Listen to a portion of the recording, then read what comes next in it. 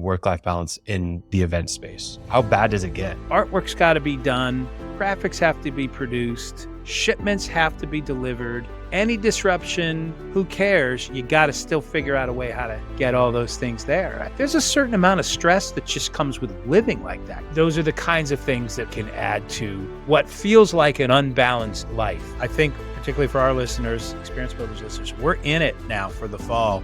This is a very timely reminder, not let the work overwhelm us.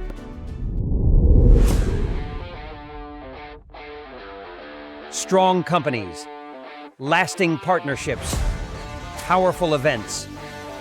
Welcome to the Experience Builders podcast. Chris, it's only fitting that we talk about work-life balance and quite possibly one of the busiest seasons of the slow season for you. Why don't you catch our listeners up on the last month? The busy, slow season. Okay, we're going there? All right, I'll go there. So, 2 days ago was my first day back in the office in a while. I chose to work remotely. It was summertime. I thought I was going to have this is the summer I dreamed of. Yeah, I'll do some work, whatever.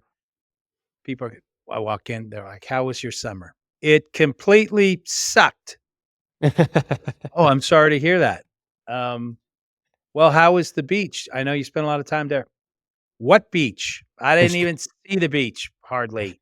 So anyway, it was, this was probably I can't explain it, Khalil. In the last 15 years, I don't think I've had, as many personal disruptions. It's family, it's health stuff, it's pet stuff.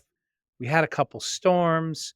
There was damage to 2 houses, freak accident type stuff. One of the house that we were not in, my main residence in Orlando, during a storm, there was a water pressure surge and it broke a water line in a master bathroom and started spewing water out of there. No one's home, so it spewed for 8 or 9 hours, flooding the entire downstairs. So it was, there's just this litany of things that just felt like they conspired to destroy a summer vacation. So I don't think I've had, some of that stuff there's really none of it that was predictable. 78-year-old mother had a terrible fall, and there was some, what ultimately ended up in some surgery on her brain. And then the recovery, if any of you have been through that with a parent who's aging and, you're not allowed to drive now, and you're not allowed to go out and walk your dog like you do 5 times a day. And you need to use a walker and just fighting like a petulant child. And I love her to death, but it just amplified the frustration and the anxiety for everybody. And then you see, and my wife and daughters were, at home for college girls' home, and they're pitching in, but everybody's emotional. And Yeah. and then you go, well, I'll take the cleanup of the house over the Gulf, and you'll come back and deal with mom and the water stuff, and inevitably, oh, well, my project's harder than your project.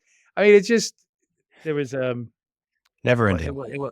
it wasn't a lot of fun, but in those moments where you reconnect and whatever it is each one of us does to touch with gratitude and count your blessings and all of those things, you realize how much worse each one of those things could have been. And so for me, I'm at a place now where I can find, I can still be grateful and thankful in those moments. If I can, I isolate each incident. When I come back to my family and share that gratitude, they may not be in the same. Oh yeah, real silver lining, Chris. Thanks a lot for bringing that up. And I'm like, okay, maybe this isn't a good time. But anyway, super grateful for an amazing, amazing, amazing team that I have at work. Mm. They just carried the water, man. They kept things going. We knew July is always a cliff dive for us, both in the summer for our industry, with the business model that we have. So it'll be slower. August, slow but recovering, and the September, October lift has absolutely been there for us. So August Mm. has been busy with September stuff, and September is now very busy with September and October stuff, and we're already, very active even into the next quarter, Q1 of the next year. So how can you not be? And I've had years where it was a much longer uh, re-entry back into the busy swing. So, yeah, somehow the crazy summer makes me not feel stressed about how busy we are. You're I like, get "Oh, back. I get back to This is work." the kind of normal stuff you're supposed to be. So anyway, grateful to be Yeah. back. And I listen, you gave me plenty of breathing room while all this was going on. And for our loyal experience builder listeners, thanks for Yes. hanging in there. I feel like I took probably 4 or 5 weeks off, which was needed. Love to say I'm rested. I'm not, but it really is great to be back. And how apropos to be talking about work life balance Yes. after the um, it's not the summer of love. We need to figure out a name for that. The summer of unexpecteds. So, Yeah, center of extra but that's good. glad to be No, back. yeah, we've had people just chomping at the bits in the comments waiting for the Yes. next episode, so, Yeah. yeah, let's start with the work-life balance. We can Talk to me, man. Yeah. we could talk about just all the generic really good advice there is in just general work-life balance practices, but let's even apply it more specific to the event space, which in my mind is probably one of the hardest industries to have a work-life balance in because events are urgent, and Yeah. urgency does not, lend itself to balance, right? Yeah. So, why don't let's just even start with, what are some of the things that, you've faced inside of this industry when it comes to work-life balance in the event space?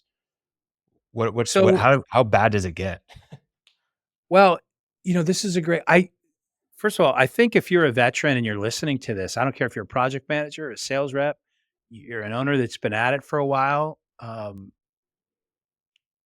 We know what we signed on for, right? Mhm. We know that it is a warp speed, deadline driven, really no exceptions at delivering because a rain delay, you get to play the game at another date. That's not how it works with shows. So artwork's got to be done, graphics have to be produced, shipments have to be delivered. Any disruption, who cares? You got to still figure out a way how to get all those things there because so many other dominoes in pieces that are aligning can't be changed. We all know that. So we sort of all live in this world of contingency plans and backup plans and a backup to a backup plan. There's a certain amount of stress that just comes with living like that, Khalil. Right? We're Yeah. an industry where, you've got the good ones have three plans, three backup plans. Um, you had asked me in preparation for this, what are the factors that can lead to that kind of a burnout? And I started thinking about it and I said, usually when you hear the words missing, changing, under delivering, over promised, Yeah. anything that has those action words involved, you're talking about an increase in stress levels. And unfortunately um there's a lot of predictability in those words showing up. And it's not that um people at my company or your company are failing. It's very often a business event very often is a one-time big event for a brand. They're not used to doing it regularly, so they're freestyling it. And so very often that's last minute. It's being squeezed in amongst their own very busy day jobs. So there's the prescription, the table's set for people to drop the ball or be last minute or half-ass it, and then they have to call and make a change. And so we're in that business. So I think as when you talk about the stress and examples. We can give you plenty. There's a last minute graphic we didn't know we were gonna need, so we're gonna need that. Or we forgot to order the hanging sign order, and we have a hanging sign. Well, we can do that for you at the show, right? But um, because of the venue it's at, and it's not the convention center, it's a hotel, there's a boom lift and an operator that has to come in. So that whole floor has to be clear for them to work on the space to raise that up there. We can't build anything until that happens. So there may be we could if we're not realizing this until day 1 of move in, you can imagine the delay that happens with all the other Yeah. pieces and people that you have there. So there's one example, but I there are think I many think what makes it outdoor events, it's, amplify some of those variables, right? yeah, then you got weather and all that kind of stuff. I think Exactly. what makes the event space so unique is what you said, deadlines. Like in most cases, deadlines are fairly arbitrary. I need that project done by Friday Yeah. because Friday's the end of the week and that's great. Self-imposed. Right. Right. It's self-imposed. But in the event space, like the event is happening. So if you're not Yes. there, Right. you missed it. Right. So Right. those deadlines really do matter in this space. And I think that makes it challenging. But I think it also, because there is a firm deadline and date where the event is happening, there's some planning that you can do around that date to help with the work-life balance aspect, to allow you to recharge, to allow you to have maybe a little bit of margin ahead of the show, to be Yeah. able to be prepped, to be on call and to deal with all these challenges. And, great planning, great execution all help with not being so stressed out. But in Yeah. terms of balancing that intense work that is very demanding and full of unexpecteds, what are some of the things that you can implement on the life side around this work to feel that balance way out a little bit? Well, I don't know if this improves your lifestyle. I think how it lowers your stress and gives you maybe a more balanced perspective is, um, as an employer, for me, it's bench strength. I need more than one person that's amazing, because that amazing person at some point is going to be taxed. I need two or three. I need to know that we need to spread that work around, or we need to Yeah. parcel that work out, because I know um, Gary Brown is as good as Dan Griffin. And John Zeladon is nobody's gonna do it like he does. And Chris Oladen, who's got 20 years in the Las Vegas market, and it's not what you know and not who you know, it's what he knows about everybody that he knows that very often gets that favor sheet done. Mm. So it's really I think bench strength is one of the things you can do to lower stress, because if we know something unexpected is probably gonna show up and we just don't know what that is, what's your reactionary force look like? So I think that's one. Two, there are some things we can do to line up the just in case stuff. For example, there's a lot of partners that choose us for for example, even just for labor, because in the markets they use us for, we've got 30, 40,000 square foot full facilities that are designed for emergency services, right? So um, broken and chipped plexi.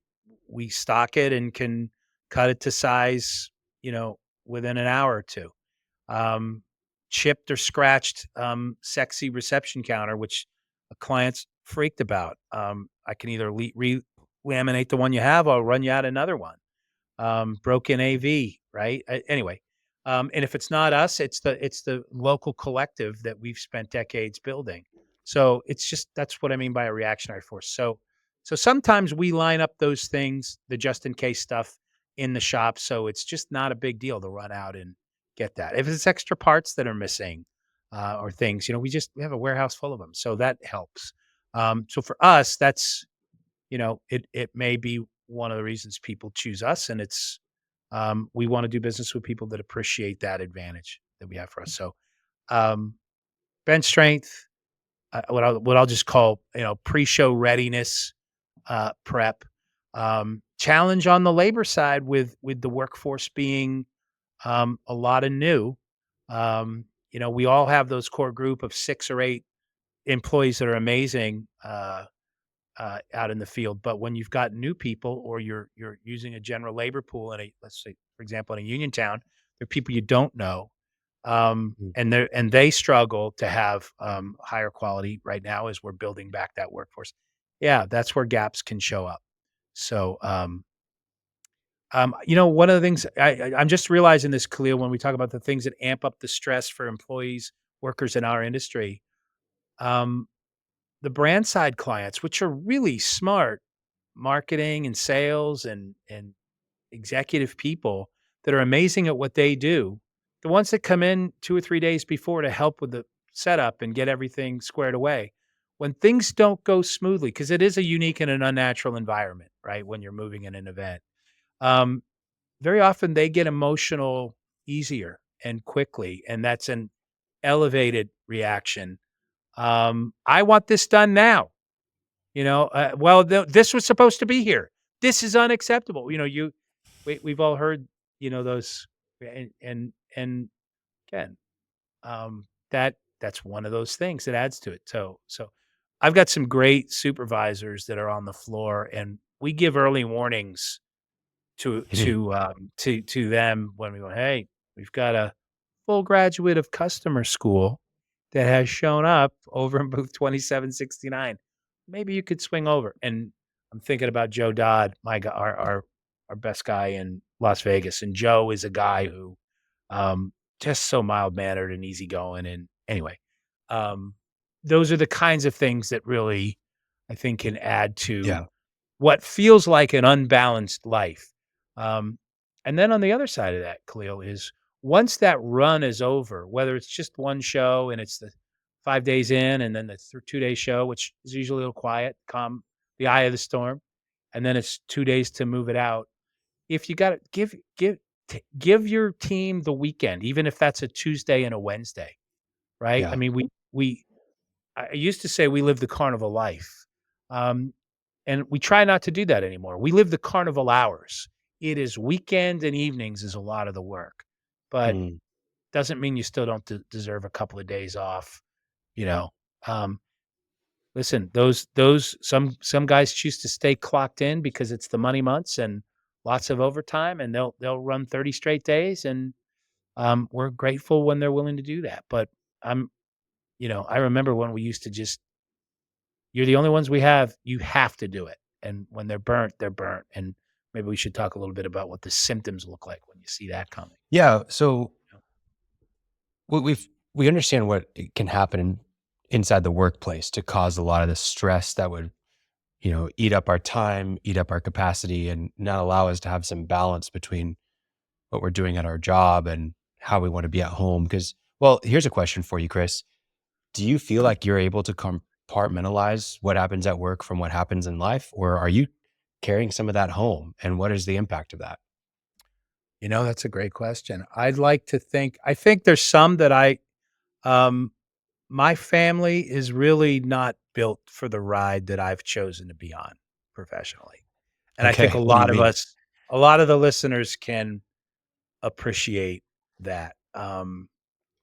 That said, I'd be naive if I think that somehow it doesn't show up in, when I may not go home and talk about it, but if I'm really on my last nerve as being, and I'm stressed about, you know, it could be a negative cash flow swing, sweating payroll, a critical piece of equipment, inventory shortage that just showed up. We thought we had something, we did, whatever it is. I don't go home and talk about it, but am I more irritable? Hmm. Do I take it out in some way? I Do you I lose like to sleep? think I'm better than I was. It's funny, someone asked me the other day, they go, "Are you a" was talking about the challenge of a good night's sleep. It just escapes me. Um, and someone said, "Are you a stomach sleeper? Are you a side sleeper? You sleep on your back?" Um, I'm more of a rotisserie chicken sleeper. So there's just this constant turning all night long. And as a result, and sometimes I'm just sitting up going, no idea why I'm wide awake. And then I'll leave. Like last night, I got up at 3 o'clock, I was awake. I laid there for an hour. I didn't want to wake my wife. I could feel her kind of restless. So I left. I went out and I read for an hour and I did come back and I slept about another hour. But that's just not a good night's sleep. And so you wonder, Yeah. it's the lizards in the brain are running loose, right? So, and we talk, it's funny. I get on these EDPA chapter calls and we all talk about it. So, I Yeah. suppose there's a certain comfort in knowing you're not alone. Oh, yeah. But you know one of the questions you would ask me in preparation was, so, how do you set realistic expectations for somebody coming Yeah. in? I think you need to be honest. And yet I don't want them to run away terrified of the life. I think most of us that, if you like travel, is really traveling to Chicago and Vegas and Boston a burden, or do you enjoy that? Yes, you're gonna work Yeah. while you're there, but there's a lot of people that enjoy. Let's make sure you get to stay over an extra day or 2 and do something fun, so you actually look forward to that travel. So, anyway, I think those are some things that we think about, but I do think a lot about hiring someone new because there's so much focus right now about trying to repopulate our industry, and how do we get the millennials and younger generations to see this as a viable career. Um, I find they love the idea of the travel, Hmm. so that's great, but there's a lot of accountability that goes with what you're traveling for. They don't all love the accountability, and then, you've gotta get them coached up and trained up to know what to do there, so, and usually that's sending Yeah. them with somebody, but yeah, this is, work-life balance is what we're talking about, and this is an industry that, uh, I think what people not in our industry, when they hear that, they think, "Okay, so how do you set expectations so it all feels normal?" It's never going to feel normal like a bank teller has a normal day, or the people at the grocery store have a bad day. My daughter's a teaching assistant at Montessori. She comes home exhausted. She's got some great stories. Her hours are the same, but there's a whole level of stress there too. So I guess maybe a fair Yeah. question is I think there's more jobs than we used to think that have high stress, than, Yeah. I think a when good I was. litmus test for Yeah, that is yeah, does your job have to be in person?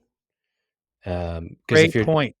I think Yeah, if you're able to do your job remote, it means that there's a certain level of determining your own schedule, yeah, of removing yourself a little bit from the in-person chaos. But if you have to be in person, yeah, there's right.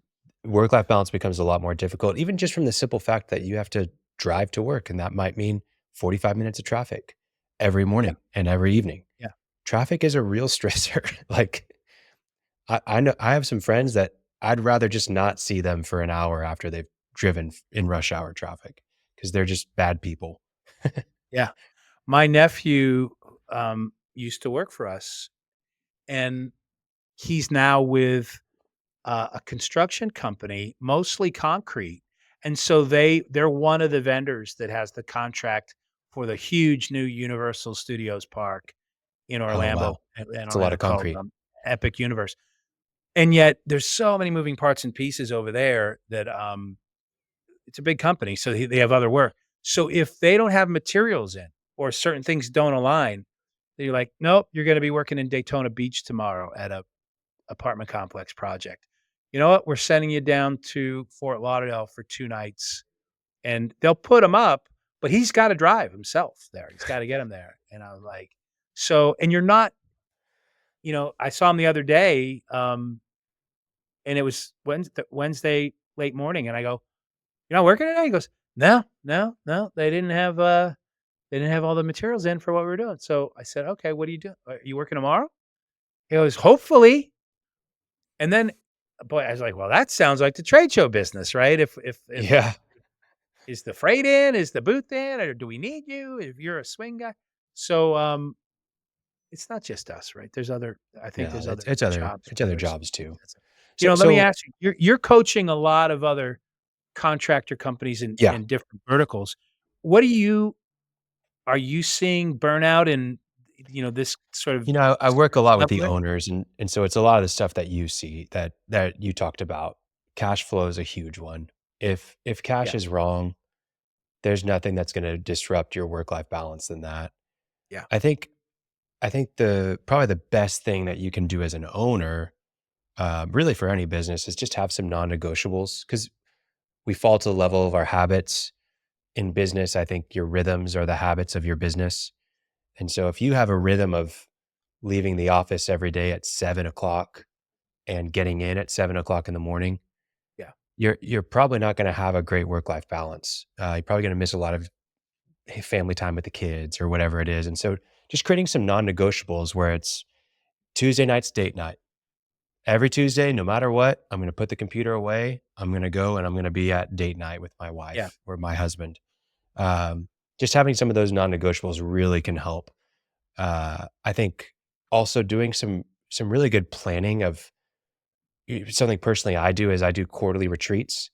It's nothing really that fancy, but once a quarter, I take a Friday night and most of the day Saturday, and I go. Sometimes Unplugged. I'm Yeah. just going to a hotel in the city and I'm just unplugging. But usually I try to go to like a cabin that's, an hour outside of town, drive out there, read a book, be disconnected and just journal and reflect. And I think that's a huge part of it is if you're self-aware a little bit more, Yes. then you're able to understand, man, am I exhausted or am I like Yeah. burning out? Am I really being the friend I want to be, the son, daughter, spouse? Am I living out those other roles that I have in life well? I think those are some really good things to do. And then Can you self-diagnose, Khalil? What symptoms do you see in yourself when you feel like you're goodness, so or I did 'cause I did this exercise. I'm terrible at analyzing myself, but I can certainly see it in my staff.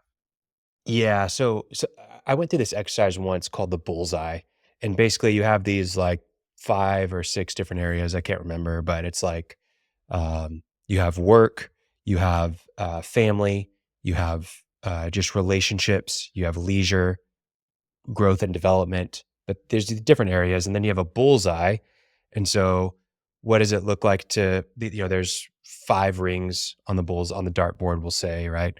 And the bullseye is the center. What does it look like when you're centered? You've got everything out, and you list out, well, I love stepping into work. I'm refreshed. I have good relationships with everybody at work. I know exactly what's going on in my projects. I'm not behind. I'm ahead of schedule. I'm planning for a week out. Uh, you know, what are those symptoms? And then what does the 5 look like when you're on the outer ring? And so you kind of define those things. For me, man, when my work life balance is out, I know that I haven't worked out in at least a week. I know I haven't journaled in at least a week. I know that I'm behind on my tasks. My task list it feels never ending. I don't even know where to start, right? That would be like I'm completely out of whack. I'm constantly late to meetings just Yeah. because Oh, I have that's a good so many things going on. I have my inbox and my email is just completely I don't even I try to avoid it because it looks so bad.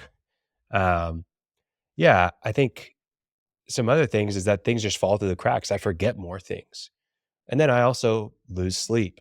I'm probably not being a great spouse. And then I haven't hung out with friends in a while. I'm pretty extroverted. So those are also my symptoms that I would say lead to Those things are aren't good going right. indicators to look for, though. I Yeah. consistently late to meetings, inbox not so when I see the warning flags go up around my either office when I sense a higher level of irritability with somebody, Mhm. and that may be something else at home, not just here, but I'm looking for that. I think there's more emotional outbursts or reactions. I mean, it's not as simple as, my 60-year-old project manager going, "Marsha, Marsha, Marsha," right? It's not that, but it might be, snapping, and this is not a person that normally does that, or, I think overreactions, maybe there's an Yeah. upswing or an increased negativity of a person who's not usually negative in their viewpoint. Um, I was gonna say we used to call it calling in sick, right? But if you're not a person that works remotely, you're calling in to work remotely today more. Mm. And so you're sort of avoiding sort of the avoidance thing, more often or leaving early. Um, it'd be nice if it was simple as, you know, twitches, rashes, stutter, obvious physical, but it's not that. I think it's more behavior change. And so what do you do about for me, I'm looking for culture care. Mm. Like, uh, first of all, if you have to throw a pizza party because it's gotten to be tough, you're probably too late, Yeah. right? But you just have to. I think for me, I know the jobs that are. I walk through that shop every morning, and I just want to see who's doing what and the temperature. How I mean, when summer hours are slow, that's stressful for the guys in the back. When they're busy, they're happy. When we're busy, they're happy. 'Cause I'm not worried about them burning out. They're just so grateful, right? To to Yeah. to be back at that. But I have we have a golf charity thing coming up later this month, and I made a note for early next week. One afternoon, I'm going up with 3 guys. I'm gonna grab those guys and, on a Tuesday afternoon, let's just head over to Topgolf. First of all, we all need to practice our swings. It's not a serious golf tournament, but we'll go over there and we'll hang for a couple hours and maybe we'll drink a pitcher of beer and we'll laugh, and it feels a little bit like playing hooky. I could say, "Let's get together on a Saturday and do that." But when you do it during the workday, it just feels a treat, right? So, Yeah. anyway, I I think think it's I finding those I think things. on top of that, that's a really good thing to do with employees, but 2 things with that I think that also need to be acknowledged. I think a lot of burnout comes from a loss of meaning and purpose in work. Yes. Um, I think if you can do a really good job of attaching meaning to what you're doing, that it'll help you to not feel so Yeah. chaotic or stressed out. And sometimes, for doing that for employees, simple recognition, both one-on-one and in a group setting, can really help someone feel meaning in their work, to feel recognized for the impact they've made, the value they've added, the time they've put into something, the energy they've spent, and what it meant not only to the team but to the client, to the success of the project, to the success of the company, can go miles with helping with a lot of this stuff. And then also rewarding things, not just with bonuses, but with, hey, you should, here's money for a date with your spouse. Yeah. I've got reservations for you at this restaurant. Those kinds of things. But also, whenever you whenever you hire a person, if you also see it that you're hiring a family, and you think about it in that lens, what's going on at the home life? How can I what are their goals for their home life, and how can I Yeah. support those? If that means getting home at a certain time, if that means having a week off for this, if that means that we do a company retreat and we bring the families with us, if that means we set up, you know, inflatables for the kids to come over and have a cookout, whatever it is to support those people, I think can help with a lot of that work-life balance, with feeling identity at work and feeling like there's meaning at work, and this is a good place for me to be. So it's the same thing that goes for the owners of companies. You have to remember that recognition is important. Sometimes your employees aren't offering you the recognition that you need, uh, and sometimes you don't feel it from outside sources. That's why these peer groups that you're a part of can be really valuable, where you can find Yeah. that recognition. Wow, that's really cool. I've never heard that before. That's really glad that you're doing that. You can feel a sense of like, oh wow, like I'm doing something worthwhile. And then also go and read old customer reviews and testimonials and emails from employees where they thanked you for something. That can go a long way. Save those things. Have a folder in your inbox that's for need encouragement, and just file those things away whenever you get them so that you can, recharge. In I think in a previous conversation, you've brought up to me, and I'm not good at this, so I'm gonna ask you. You talked about how does a professional avoid losing sight of their personal well-being while pursuing, professional success. So, any tips on that? And number 2, my experience is the males in my office are horrible at that.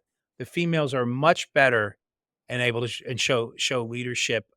We're better off following the lead of some of the women that I work with because men Yeah. are just you literally have one. It doesn't make them tougher. That makes them dumber, right? But they Mhm. men will have one foot in the grave, and it is a hospital room visit needed before they will pay attention to personal well-being is what I has been my experience. So, I mean, how do you how do you how do you sort of self-monitor that personal well-being in the strain of those busy runs, which might be 3 months long?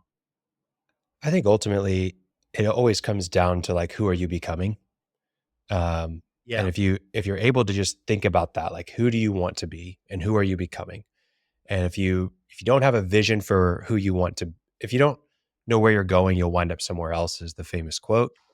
If you don't know who you want to be, you'll become someone else, Is right? it appropriate for a coworker to nudge a coworker if they see them becoming someone I mean, unhealthy, so to speak? I think that the depth of your conversation has to match the depth of your relationship. If I know you at the water cooler only, I Good point. shouldn't be giving you marriage advice or, whatever it is. But if I've been working alongside you for 20 years and we've been on the road together and we've seen Yeah. things, we've traveled, we've done all this stuff, I can probably nudge you, right? So, but I think that at the same time, you don't have to the nudges can be gentle. They can be invitations, right? Hey, I'm going to a workout class or CrossFit class. Do you want to come with me? It's going to be this really fun thing. And we're going to have beer and pizza afterwards, right? It can be, hey, why don't you come over for dinner with the family? Like, we'd love to have you there. A lot of times, it's just about changing the environment Yeah. for someone to be able to see, oh wow, like I haven't just had a home cooked meal in a while. I've just been eating McDonald's nonstop because I've been so stressed and just go, go, go. Yeah, Just yeah. getting someone to slow down by invitation is a great way to do that. But even for I mean, for yourself, I think you need to have people in your life that are not I mean, you need to have people in your life that'll give you slaps, not nudges. Because it really is it takes a village to get there where you can't do anything on our own. So surround yourself with people that care about you enough to tell you when, you know, you got food in your teeth, but also when hey, you haven't taken care of yourself, buddy. So that's my opinion. No, you're right, and it's funny. There was, um, Dan and a couple of employees, and I used to I remember we would make time on Wednesdays for tennis after work just to go Yeah. run and sweat and get Yeah. a pitcher and some wings afterwards. It was Exactly. that's how we chose to do that with each other. There's I liked what you had, if you're very rarely is the world end, if you don't do what you think you have to do before you leave at the end of the day. So, Yeah. I got in a habit a few years ago, and I've stuck with it is I don't bring my laptop home with me from work. I have an iPad, I have my phone, and those come home with me. I have the ability to check emails, but there's certain things I cannot do if I don't have my laptop. For example, I don't have my QuickBooks and my financial links on those mobile devices. So I'm not doing anything financial, right, Yeah. with that. I can monitor email. I don't even usually respond to emails. I'll I may I may intake it and give it some thought, right? But I'm not so I really try to be present when I go home. As a result, I don't feel the need. I got a lot of people that are in early in both my offices. So I might show up at 8:30 or 9. My calls start, my work may start, at 6 AM, but I don't feel the need to rush in. I'm also the last one out of the office because I'll stay a little bit later on that side. But anyway, I think you find your routine, right? And man, hopefully I'm saying this to the managers and the bosses and the owners out there, you know, if the days of set office hours and everybody abides by them and nobody's allowed to be late, I hope those days are over. Um, because too many of our work colleagues they're doing what I'm doing. They're up early Yeah. and they're checking and if you're in this industry, you just we get judged by our results, right? But no Yeah. longer, it's not by set hours and whatnot. And I think somehow acknowledging that and letting people know that's okay Yeah. can Well, reduce stress. So absolutely. And I think another important thing to acknowledge is that there's seasons, right? Just like there's seasonality to the year, yes, there's also seasons of life. Someone who's 25 is going to operate at a different clip than someone who's, you know, mid 30s with 3 little ones. Like it's yeah, just there's seasons to life, right? yeah, So your work life balance is probably going to have fluctuations throughout the year, but also throughout your life. yeah, So something to yeah. acknowledge. Well, No, this is this has been fun. I I think this has been I a good appreciate topic. I appreciate this topic on the reentry from Yeah, summer because, I think particularly for our listeners, Experience Builders listeners, we're in it now for the fall. Everybody is, that I'm talking to this is a very timely reminder, right, of making sure we find a way to, um, not everyone's grateful that the not kids are let the back in work school. overwhelm us. Yeah, yeah. Yeah, 'Cause, that we need it, and we'll get some downtime probably around the holidays, and then, look out, January 2nd, it's like someone throws a switch, 1, 2, 3, go, and we're all on the run. We're all on the run yeah. till, into May, um, so how about you? Do you have a high season, Khalil? Are you feeling an upswing, or is there not a Usually the spring is always the kickoff, like for you? everything's just go, go, go. But Yeah, things are picking back up now. It's weird. You get past like August 25th or so, and things start picking up, and it's a sign to me that, hey, summer's over and kids are back in school. yep. People can actually go into work on time with a clear head.